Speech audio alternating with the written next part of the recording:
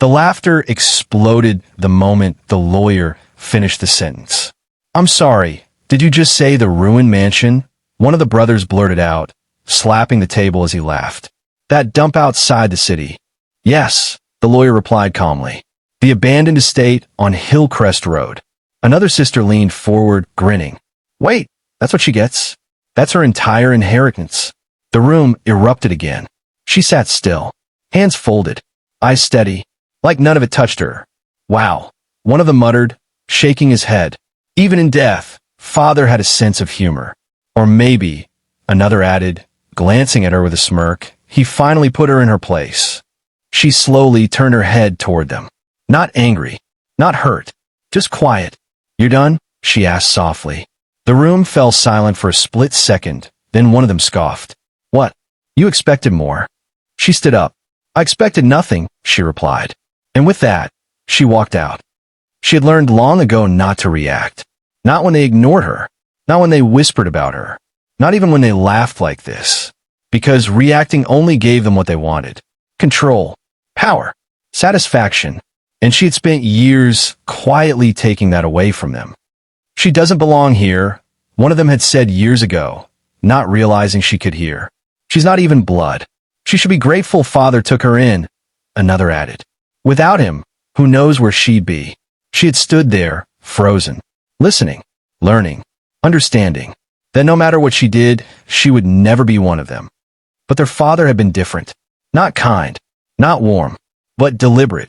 He watched everything, noticed everything, and sometimes, when the others weren't paying attention, he would call her into his study. "Tell me," he once said, his voice low and measured, "what do you see when everyone else is distracted?" She hesitated. "I don't understand." He leaned back, studying her. "Exactly." Another time, he handed her a document. "Read this," he instructed. She scanned the page, confused. "It's just numbers." "Nothing is ever just numbers," he replied. "Look deeper." She did. And slowly, patterns began to appear. Connections.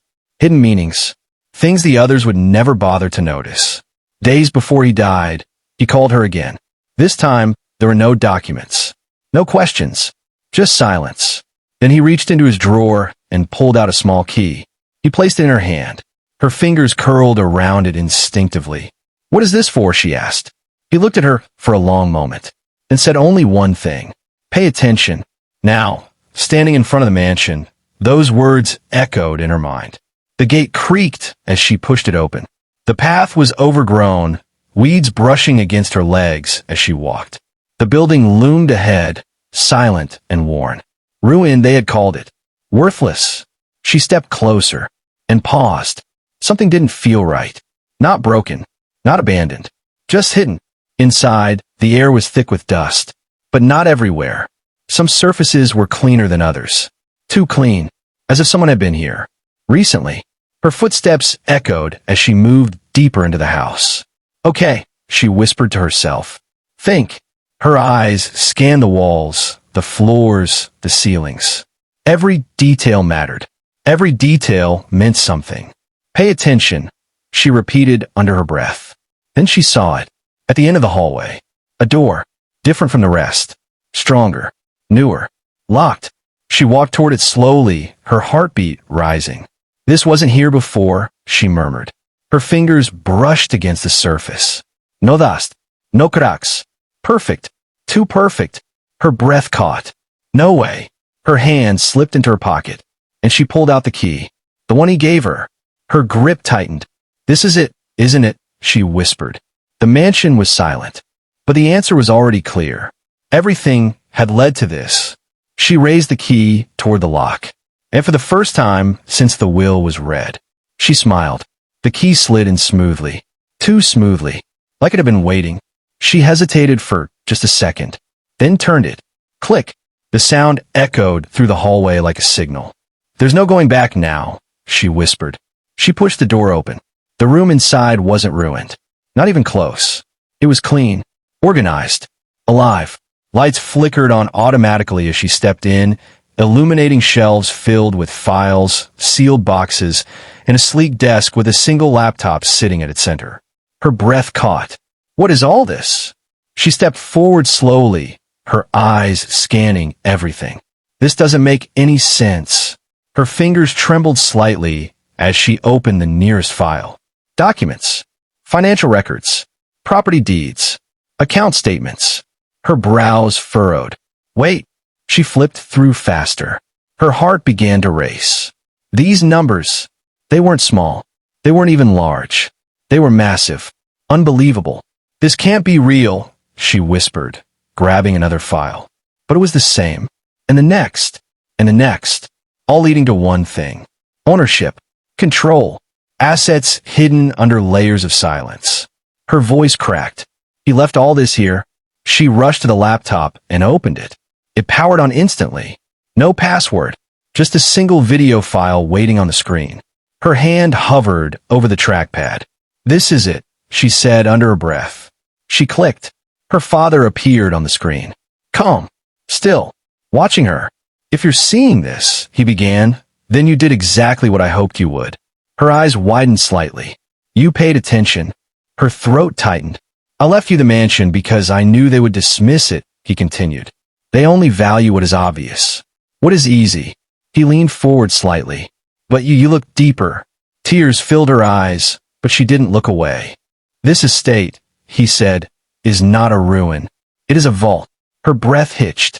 Everything I built, everything they believe they inherited, is nothing compared to what is here. The screen flickered slightly as he added, 150 million. Protected. Hidden. Waiting. She covered her mouth. Oh my God. I trusted you, he said quietly. Not because you were stronger, but because you were patient. The video ended. Days turned into weeks. And everything changed. Construction crews arrived. Lawyers. Investors. The mansion transformed. Not loudly. Not publicly. But steadily. Powerfully. And soon, whispers began to spread. Have you heard about her? They say she's worth more than all of them combined. No, that can't be true. But it was. They came back. Of course they did. Standing at the gates they once mocked. Staring at the place they once laughed at. This isn't possible, one of them said, his voice unsteady. She stepped out to meet them. Calm. Composed. Different. What do you want? She asked. They exchanged glances. We didn't know, one finally said. If we had. But you didn't, she cut in. Silence fell. Another step forward. We're family. That has to count for something. She looked at them. Really looked at them. Then shook her head slightly. Family, she repeated. Her voice was soft, but firm. You laughed when I had nothing. They said nothing. Now you want to stand beside me, because you see something. Her gaze hardened just a little. But you still don't understand it. She turned away. Wait, one called out. Can we at least talk? She paused, just for a moment, then said quietly, some things you only understand when it's too late. And she walked back toward the mansion, the doors closing behind her, leaving them standing exactly where they had placed her. At the beginning, with nothing. But this time, it wasn't her.